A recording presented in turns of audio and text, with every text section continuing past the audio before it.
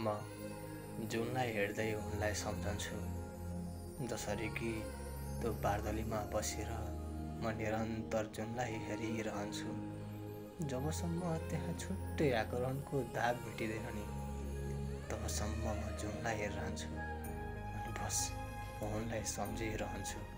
उनको सुन्दरतामा छुट्टै अनुभूति छरिएको छ, या मानौ उसको सुन्दरता हेरेर मेरो मन यसै भरिएको छ। उनको वर्णन गर्दा पनि मलाई फिक्का लाग्छ, जस्तो कि उनी मलाई फुल जस्तो लाग्छ, जहाँ हजारौँ भँवराहरूले सुरक्षा दिएर अडिग भएर बसिरहेका छन्। त्यसरी म उसको मायामा झुल्न चाहन्छु, बस म उसलाई भुल्न चाहदिनँ। त्यसैले बार्दलीमा बसेर म जुनलाई हेर्दै उनलाई सम्झन्छु।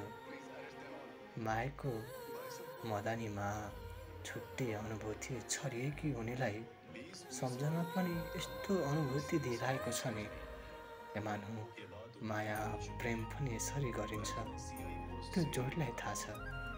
जहाँ एकअर्काको माया बिना नटिकिकन नबोलिकन बस्न सक्छ नि, त्यसरी नै मनहरू आफै बिठोलिने गर्छन्। सपनासँगै बिहान बेलुका दिउँसो बस म उनीलाई नै सम्झिँदै उनकै बारे टोलाउने गर्छु। सपनामा पनि म उसलाई बोलाउने गर्छु। कहिले लाग्छ पछुतो मैले उनीलाई केही बिठुलो गरेको छु कि, केही नराम्रो गरेको छु कि, मेरो हरेक मायाको बिरुवालाई तिमी अन्त्य सार्ने झमर्को खोज्दैछौ कि। त्यसैले तिमी एक छुट्टै चन्द्रमाको आकर्षण हो।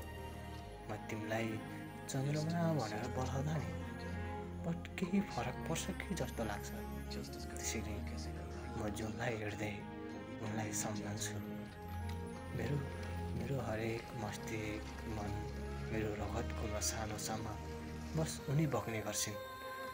अक्सिजन कम अनि बढी उनी बग्ने गर्छिन्।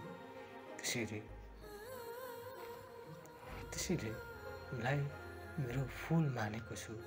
तर फुल झैँ आकर्षण देखिने उनीलाई मैले जुन मानेको छु। त्यसैले म जुनलाई हेर्दै उनलाई सम्झन्छु। मेरो हरेक तस्बिरको चेहरामा म उनलाई देख्ने गर्छु। मेरो हरेक भावना अनि कल्पनामा उनको अलि बढी शब्द कोरिने गर्छु। त्यसैले मेरो उनी यस्तै सुन्दर छिन्। उसको बयान बस तिमी यसै प्यारी, तिम्रो सुन्दरतामा खुसीको आँखा नलागोस्, तिम्रा ती नयनहरूमा कसैले काँडा बिजाउन नसकोस्। बस प्रिय, तिमी एक फुल हौ, त्यो फुललाई कसैले ओइलाउने आँच नहोस्। म त्यही बिन्ती गर्छु कि बस भगवान्सँग यही बिन्ती गर्छु कि उनी फुल हो, फुल झैँ आफ्नै गतिमा सुगन्ध छरिरहनु।